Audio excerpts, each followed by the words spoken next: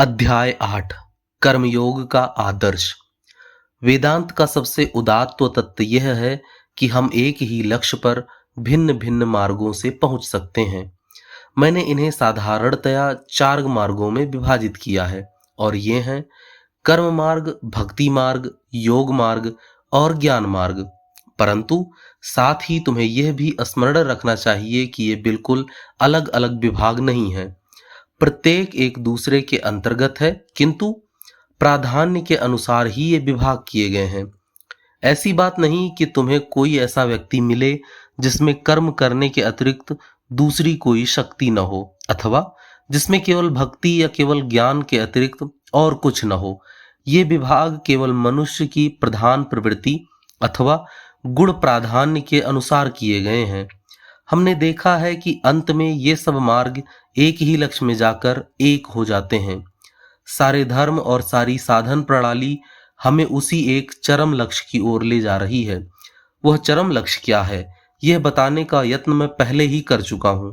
मेरे मतानुसार वह है मुक्ति। एक छोटे से परमाणु से लेकर मनुष्य तक, अचेतन प्राणहीन जड़ वस्तु से लेकर सर्वोच्च मानवात्मा तक, जो कुछ भी हम इस विश्व में देखते हैं, अनुभव करते हैं या श्रवण करते हैं, वे सबके सब मुक्ति की ही चेष्टा कर रहे हैं। असल में इस मुक्ति लाभ के लिए संग्राम का ही फल है यह जगत। इस जगत रूप मिश्रण में प्रत्येक परमाणु दूसरे परमाणुओं से पृथक हो जाने की चेष्टा कर रहा है, पर दूसरे उसे आबद्ध करके रखे हुए हैं। हमारी पृथ्वी सूर्य से दूर भागने की चेष्टा कर रही है तथा चंद्रमा पृथ्वी से। प्रत्येक वस्तु अनंत विस्तारोन्मुख है। इस संसार में हम जो कुछ भी देखते हैं, उस सबका मूल आधार मुक्ति लाभ के लिए यह संग्राम ही है। इसी की प्रेरणा से साधु उपासना करता है और चोर चोरी। जब कार्य प्रणाली अनुचित होती है तो उसे हम बुरी कहते हैं, और जब कार्य प्रणाली का प्रकाश उचित तथा उच्च होता है तो उसे हम अच्छा या श्रेष्ठ कहते हैं। परंतु दोनों दशाओं में प्रेरणा एक ही होती है, और वह है मुक्ति लाभ के लिए चेष्टा। साधु अपनी बद्ध दशा को सोचकर कातर हो उठता है। वह उससे छुटकारा पाने की इच्छा करता है और इसलिए ईश्वरोपासना करता है। इधर चोर भी यही सोचकर परेशान हो जाता है कि उसके पास अमुक वस्तुएं नहीं हैं। वह उस अभाव से छुटकारा पाने की, मुक्त होने की कामना करता है और इसलिए चोरी करता है। चेतन अथवा अचेतन समस्त प्रकृति का लक्ष्य यह मुक्ति ही है। जाने या अनजाने सारा जगत इसी लक्ष्य की ओर पहुंचने का यत्न कर रहा है। पर हाँ, यह अवश्य है कि मुक्ति के संबंध में एक साधु की धारणा एक चोर की धारणा से नितांत भिन्न होती है। यद्यपि वो दोनों ही छुटकारा पाने की प्रेरणा से कार्य कर रहे हैं। साधु मुक्ति के लिए प्रयत्न करके अनंत अनिवर्चनीय आनंद का अधिकारी हो जाता है, परंतु चोर के तो बंधनों पर बंधन बढ़ते ही जाते हैं। प्रत्येक धर्म में मुक्ति लाभ की इस प्रकार चेष्टा का विकास पाया जाता है। यही सारी नीति की, सारी निस्वार्थपरता की नींव है। निस्वार्थपरता का अर्थ है मैं यह क्षुद्र शरीर हूं, इस भाव से परे होना। जब हम किसी मनुष्य को कोई सत् कार्य करते, दूसरों की सहायता करते देखते हैं, तो उसका तात्पर्य यह है कि वह व्यक्ति मैं और मेरे के क्षुद्र वृत्त में आबद्ध होकर नहीं रहना चाहता। इस स्वार्थपरता के वृत्त के बाहर बस यही तक जाया जा सकता है। इस प्रकार की कोई निर्दिष्ट सीमा नहीं है। सारी श्रेष्ठ नीति प्रणालियां यही शिक्षा देती हैं कि संपूर्ण स्वार्थ त्याग की ही चरम लक्ष्य है। मान लो किसी मनुष्य ने इस संपूर्ण स्वार्थ त्याग को प्राप्त कर लिया, तो फिर उसकी क्या अवस्था हो जाती है। फिर वो अमुक अमुक नाम वाला पहले या सामान्य व्यक्ति नहीं रह जाता। उसे तो फिर अनंत विस्तार लाभ हो जाता है। फिर उसका पहले का वह क्षुद्र व्यक्तित्व सदा के लिए नष्ट हो जाता है। अब तो वह अनंत स्वरूप हो जाता है। इस अनंत विकास की प्राप्ति ही असल में समस्त धार्मिक एवं नैतिक शिलाओं का लक्ष्य है।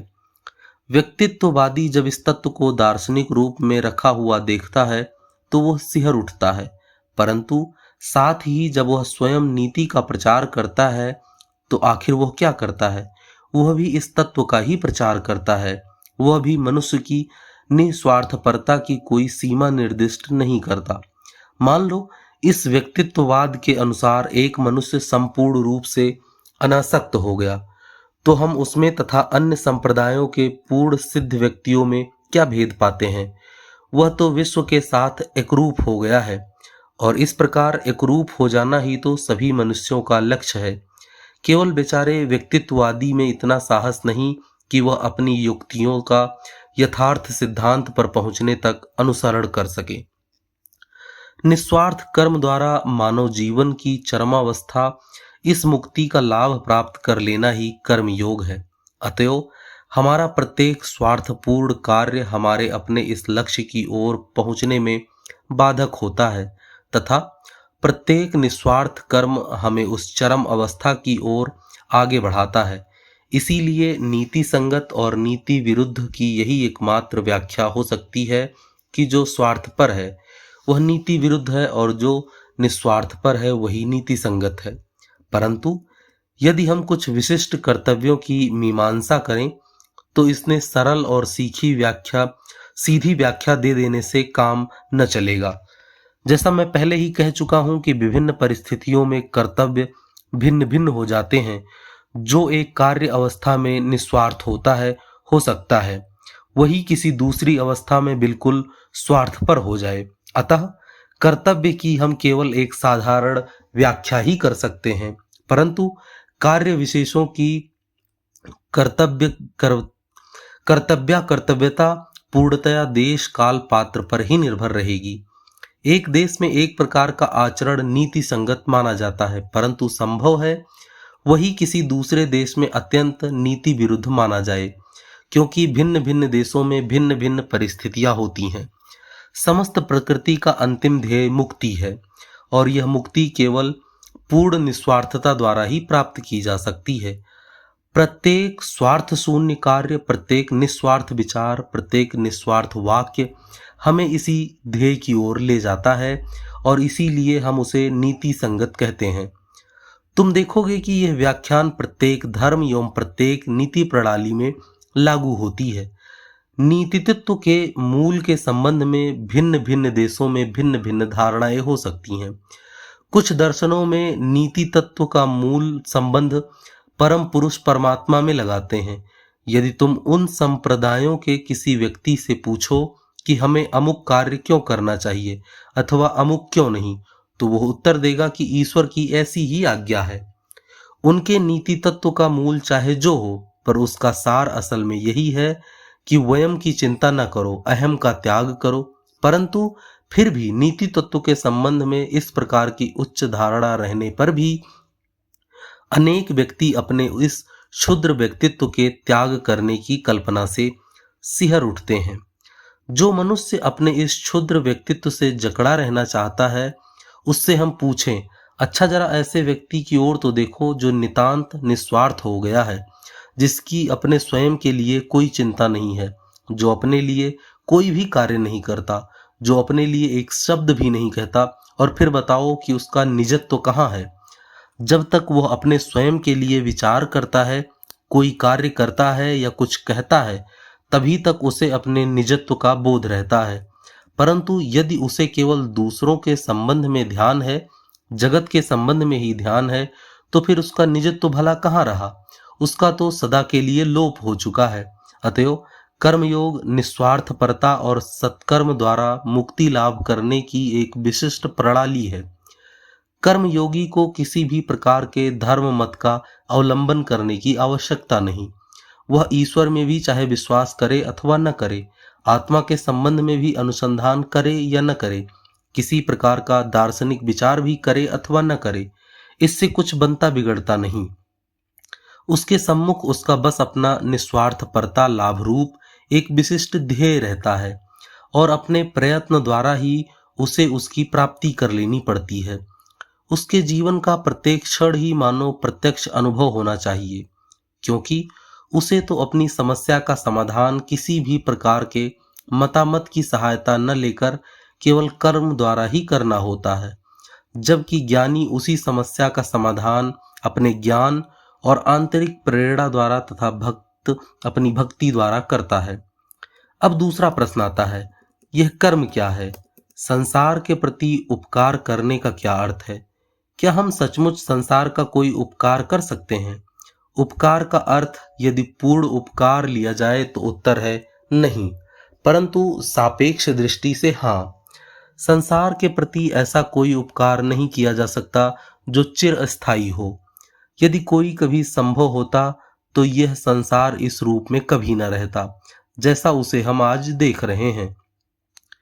हम किसी मनुष्य की भूख अल्प समय के लिए भले ही शांत कर दें, परंतु बाद में वह फिर भूखा हो जाएगा। किसी व्यक्ति को हम जो भी कुछ सुख दे सकते हैं वह क्षणिक ही होगा। सुख और दुख रूपी इस सतत होने वाले रोग का कोई भी सदा के लिए उपचार नहीं कर सकता।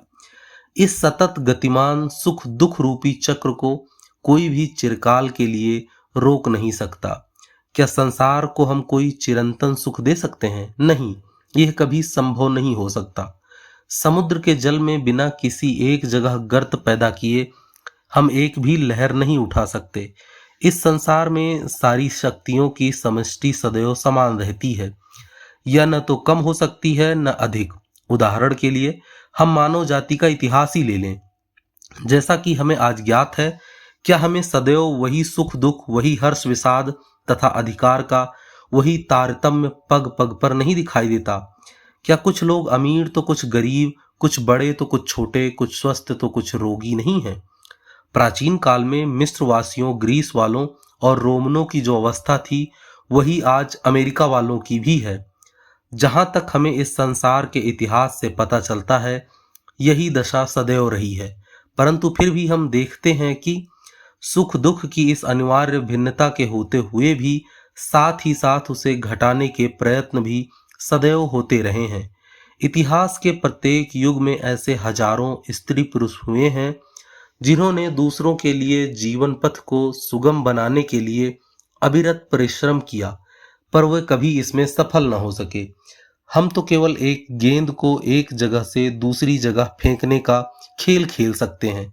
हमने यदि शरीर से दुख को निकाल बाहर किया तो देखते हैं कि वह मन में जा बैठा। यह ठीक दांते के उस नर्क चित्र जैसा है। कंजूसों को सोने का एक बड़ा गोला दिया गया है और उनसे उस गोले को पहाड़ के ऊपर ढकेल कर चढ़ाने के लिए कहा गया है, परंतु प्रत्येक बार ज्यों ही वह उसे थोड़ा सा ऊपर ढकेल पाते हैं कि वह लुढ़क कर नीचे आ जाता है। इसी प्रकार यह संसार चक्र घूम रहा है। सतयुग के संबंध में हमारी बातचीत बहुत सुंदर है, परंतु उसी प्रकार जैसे स्कूल के बच्चों के लिए किस्से कहानी, उससे अधिक और कुछ नहीं। जो सब जातियां सतयुग का लुभावना स्वप्न देखा करती हैं, वे अपने मन में यह भावना रखती हैं कि उस सतयुग के आने पर संसार की अन्य जातियों की अपेक्षा शायद उन्हें ही उसका सबसे अधिक लाभ मिल पाएगा। सतयुग के संबंध में यह कैसा निस्वार्थ भाव है। अतएव यह सिद्ध हुआ कि हम इस संसार के सुख को नहीं बढ़ा सकते, इसी प्रकार न दुख को ही। इस संसार में शुभ और अशुभ शक्तियों की समष्टि सदैव समान रहेगी।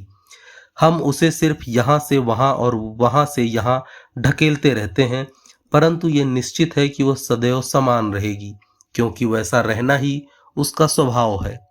यह ज्वार भाटा, यह उतार चढ़ाव तो संसार की प्रकृति है। इसके विपरीत सोचना तो वैसा ही युक्तिसंगत होगा जैसा यह कहना कि मृत्यु बिना जीवन संभव है।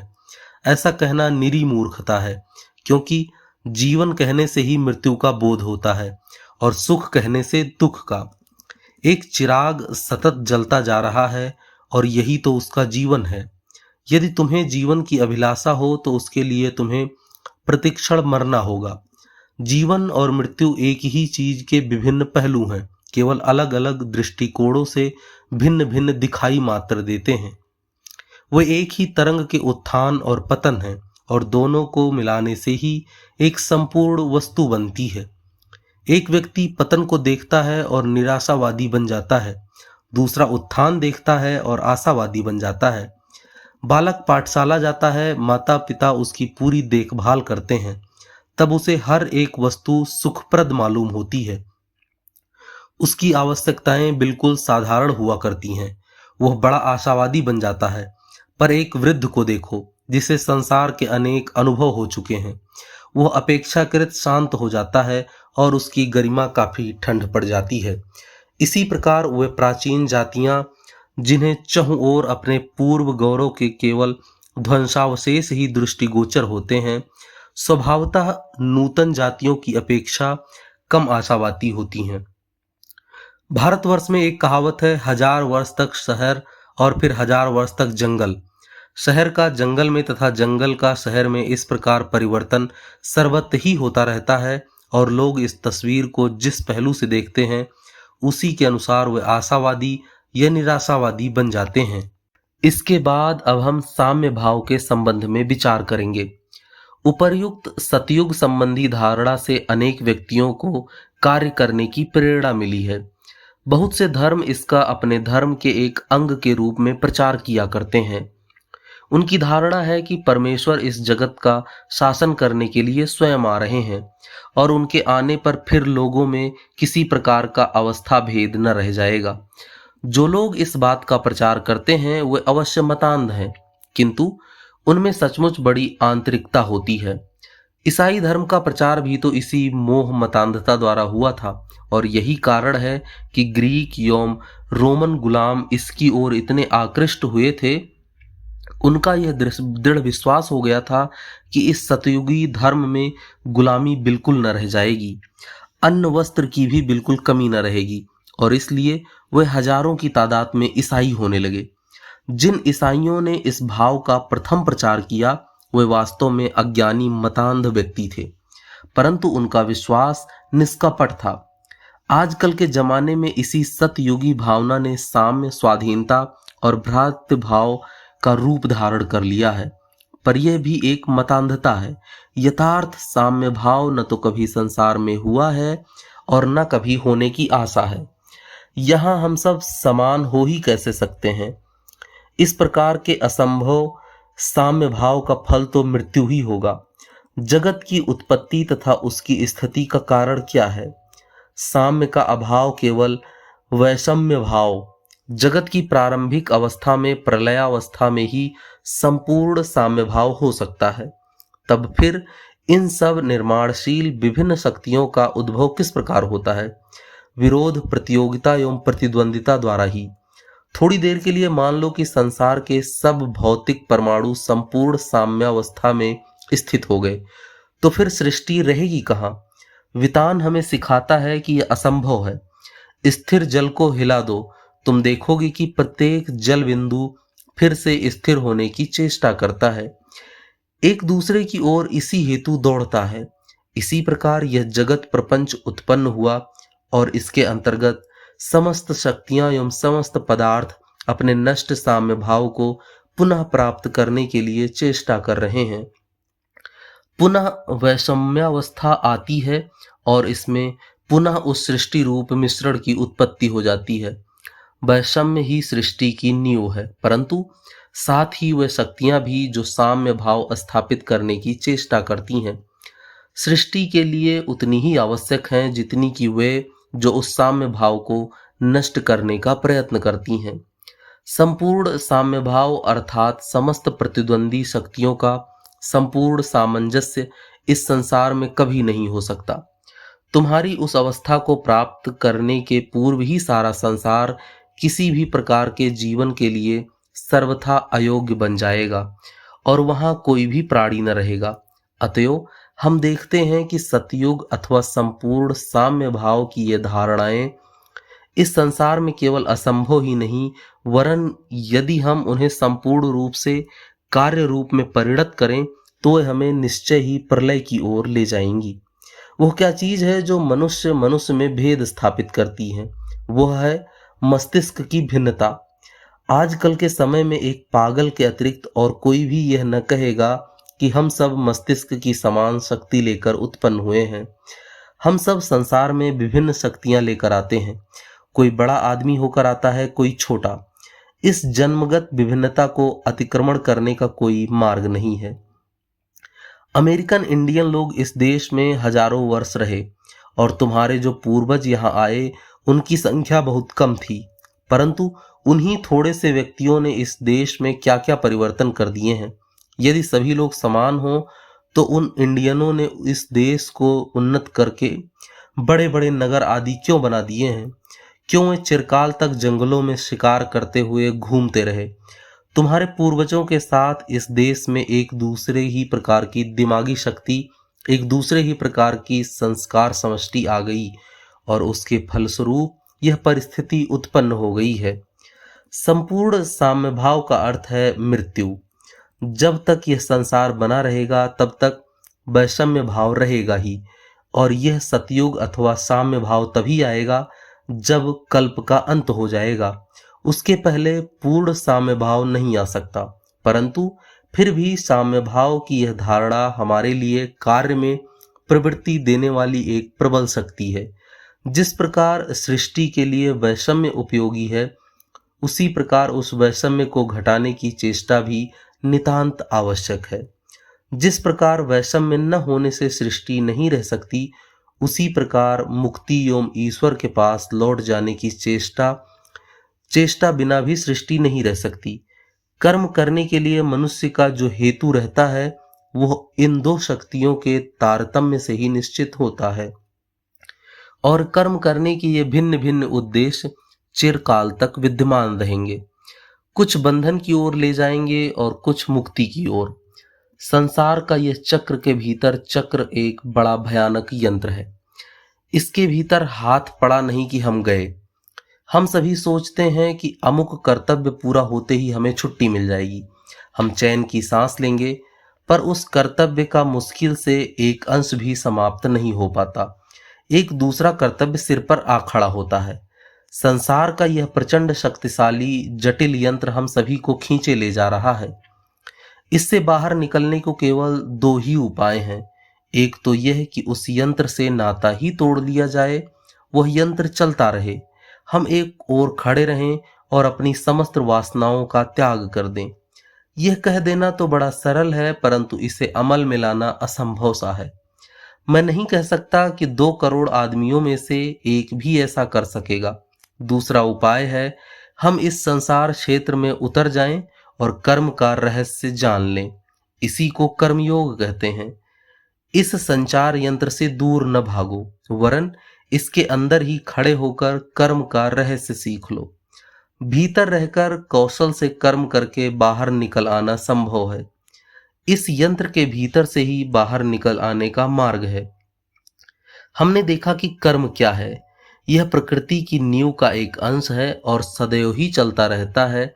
जो ईश्वर में विश्वास करते हैं वे इसे अपेक्षाकृत अधिक अच्छी तरह समझ सकेंगे, क्योंकि वे जानते हैं कि ईश्वर कोई ऐसे एक असमर्थ पुरुष नहीं है जिन्हें हमारी सहायता की आवश्यकता है। यद्यपि यह जगत अनंत काल तक चलता रहेगा, फिर भी हमारा ध्येय मुक्ति ही है।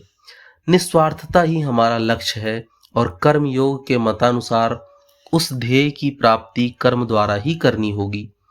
संसार को पूर्ण रूप से सुखी बनाने की जो सब भावनाएं हैं वह मतांध व्यक्तियों के लिए प्रेरणा शक्ति के रूप में भले ही अच्छी हों, पर हमें यह भी जान लेना चाहिए कि मतांधता से जितना लाभ होता है उतनी ही हानि भी होती है।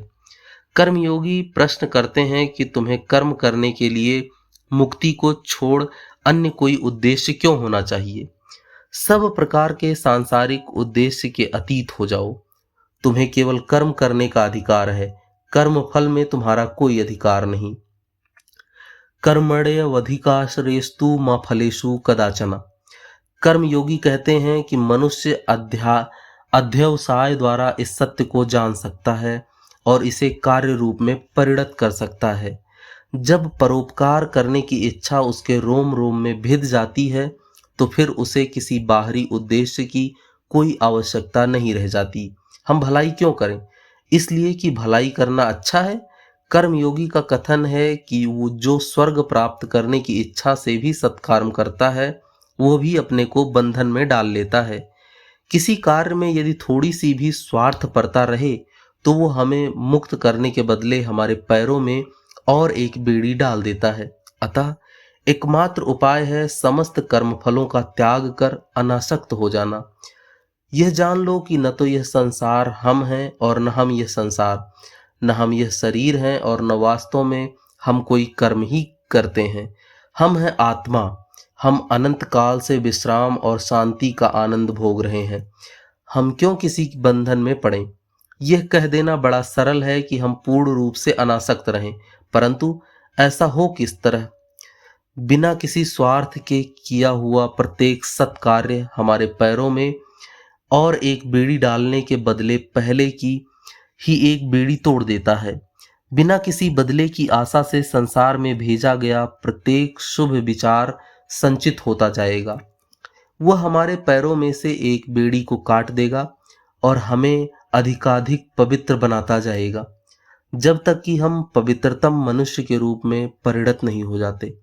पर हो सकता है यह सब आप लोगों को केवल एक अस्वाभाविक और कोरी दार्शनिक बात ही जान पड़े, जो कार्य में परिणत नहीं की जा सकती। मैंने भगवद गीता के विरोध में अनेक युक्तियां पढ़ी हैं और कई लोगों का यह सिद्धांत है कि बिना किसी हेतु के हम कुछ कर्म कर ही नहीं सकते। उन्होंने शायद मतांधता से रहित होकर निस्वार्थ कर्म कभी देखा ही नहीं, इसीलिए वो ऐसा कहा करते हैं। अंत में संक्षेप में मैं तुम्हें एक ऐसे व्यक्ति के बारे में बतलाता हूँ जिन्होंने सचमुच कर्मयोग की शिक्षाओं पर प्रत्यक्ष में अमल किया।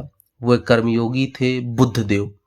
एकमात्र वे ही इन सब बातों को संपूर्ण रूप से अमल में ला सके थे जो भगवान बुद्ध को छोड़कर संसार के अन्य सभी महापुरुषों की निस्वार्थ कर्म प्रवृत्ति के पीछे कोई न कोई बाह्य उद्देश्य अवश्य था। एक इन्हें छोड़कर संसार के अन्य सब महापुरुष दो श्रेणियों में विभक्त किए जा सकते हैं। एक तो वे जो अपने को संसार में अवतीर्ण भगवान का अवतार कहते थे, और दूसरे वे जो अपने को केवल ईश्वर का दूत मानते थे। ये दोनों अपने कार्यों की प्रेरणा शक्ति बाहर से लेते थे, बहिर्जगत से ही पुरस्कार की आशा करते थे, चाहे उनकी भाषा कितनी भी आध्यात्मिकता पूर्ण क्यों न रही हो। परंतु एकमात्र बुद्ध ही ऐसे महापुरुष थे जो कहते थे, मैं ईश्वर के बारे में तुम्हारे मत मतांतरों को जानने की परवाह नहीं करता।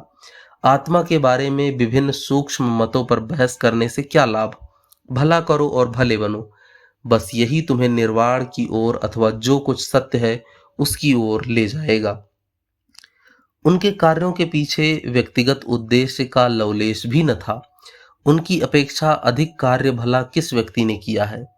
इतिहास में मुझे जरा एक ऐसा चरित्र तो दिखाओ जो सबसे ऊपर इतना ऊंचा उठ गया हो। सारी मानव जाति ने केवल ऐसा एक ही चरित्र उत्पन्न किया है।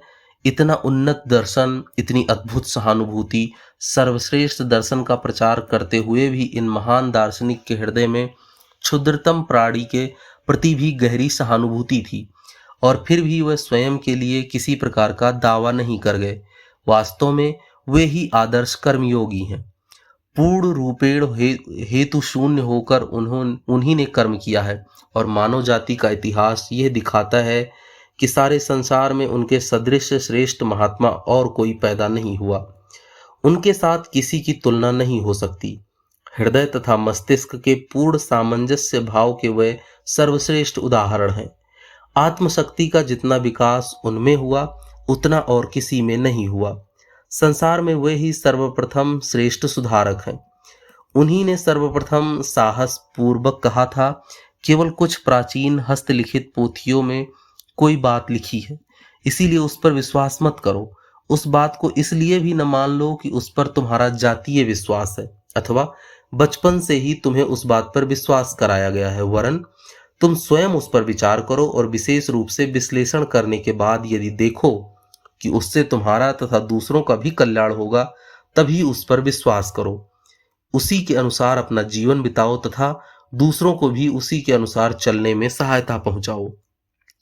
केवल वही व्यक्ति सबकी उपेक्षा उत्तम प्रकार से करता है जो पूर्णतया निस्वार्थ है, जिसे न तो धन की लालसा है, न कीर्ति की, और न किसी अन्य वस्तु की ही। मनुष्य जब ऐसा करने में समर्थ हो जाएगा तो वह भी एक बुद्ध बन जाएगा, और उसके भीतर भी ऐसी कार्य शक्ति प्रकट होगी जो संसार की स्थिति को संपूर्ण रूप से परिवर्तित कर सकती है। वस्तुतः ऐसा ही व्यक्ति कर्मयोग के चरम आदर्श का एक ज्वलंत उदाहरण है।